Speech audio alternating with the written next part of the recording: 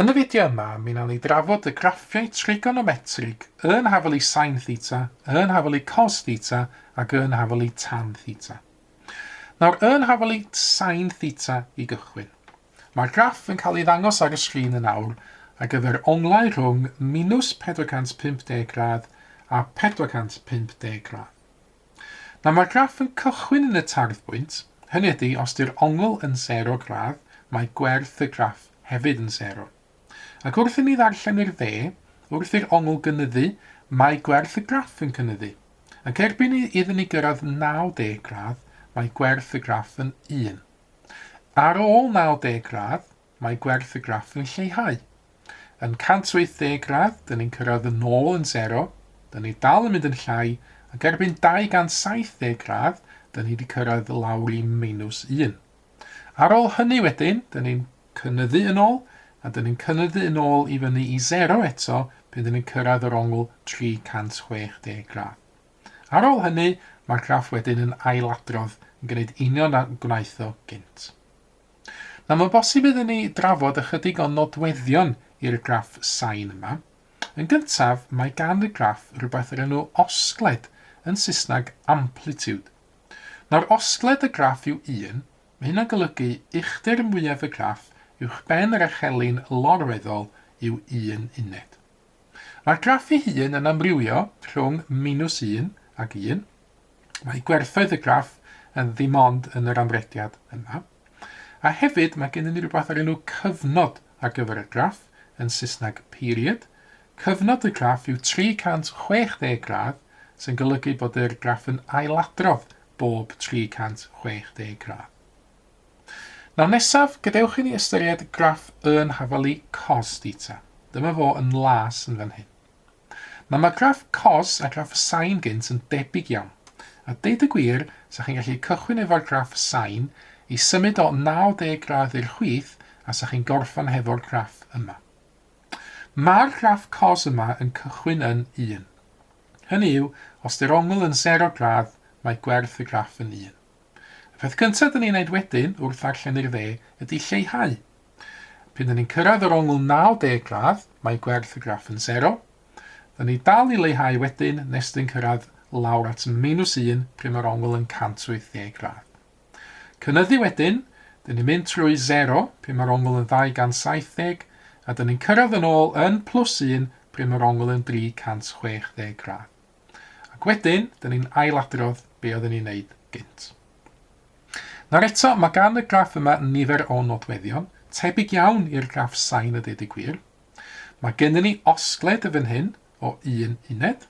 Yr uchder mwyaf uwchben yr echelin lorweddol yw 1 uned. Mae'r graff, fel y graff sin, yn amrywio rhwng -1 a +1. A hefyd fel y graff sin, cyfnod y graff yw 360 gradd. Mae'r graff yn ailadrodd bob 360 gradd. Nawr, y trydydd graff yw yn hafelu tan theta, a mae hwn yn edrych yn draw wahanol. Dyma ni y graff eto ar gyfer ongla rhwng -450 gradd a 450 gradd. Nawr, mae'r graff yn cychwyn yn y tarddbwynt. Os yw'r ongl yn 0 gradd, mae gwerth y graff yn dim.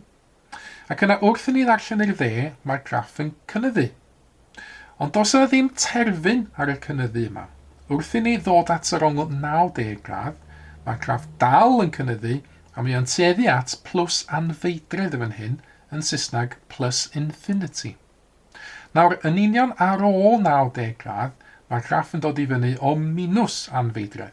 Yn dal i gynyddu, pan ni'n cyrraedd 180 gradd, dyn ni wedi cyrraedd 0, ond wedyn, dyn ni dal i gynyddu, a mae hyn yn parhau am byth, pan ni'n dod at yr ongl 270 gradd, eto dyn ni'n tueddu at plus anfeidredd. Ac yna, mae'r patrwm yma'n parhau, da chi'n gweld ma' na fatha siap S i'r graff sydd yn cael ei ailadrodd nifer o weithiau yn fan hyn. O ran nodweddion y graff, dydy osgled y graff ddim wedi cael ei ddiffinio, oherwydd does yna ddim gwerth mwyaf ar gael ar gyfer y graff yma. Mae'r graff felly yn amrywio rhwng minus anfeidredd a plus anfeidredd. Mae'n cymryd pob gwerth da chi'n gallu meddwl amdan. Ond mae yna gyfnod yma. Cyfnod y graff yw 180 gradd, felly mae graff yn ailadrodd bob 180 gradd. Mae hwn yn wahanol i cyfnod y graff sin a cos oedd yn 360 gradd. A mae yna un peth unigryw yn fan hyn amdan y graff tan. Mae gennym ni be dyn ni'n alw'n asymptotau. Mae hein yn cael ei dangos fel llinellau vertigol sy'n cael ei tynnu fel llinellau toredig, dotted lines yn Saesneg. Mae yna ddau saith fan hyn yn pwyntio at ddau asymptot yn 90 gradd ac yn 270 gradd. Nawr, dydy'r graff ddim yn croesi'r asymptotau yma. Ac os ydym ni'n canolbwyntio ar y asymptot yn 90 gradd, yna ychydig i'r chwith o'r asymptot yma, mae'r graff yn tueddu at plus anfeidredd, ac ychydig i'r dde o'r asymptot, mae'r graff yn tueddu at minus anfeidredd. Nawr, does yna ddim ymarfer yn y fideo yma, ond byddai yn syniad iddo chi ymarfer llunio'r graffiau yma, sin, cos a tan. Dych chi angen bod yn gyfarwydd efo siap y graffiau a hefyd rhai o'r nodweddion dyn ni wedi trafod yn ystod y fideo yma. Mae mwy o fideos adolygu ar gael ar ein sianel YouTube Adolygu Mathemateg.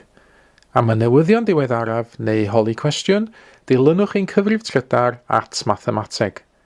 Neu ewch i'n gwefan www.mathemateg.com am fwy o adnoddau adolygu.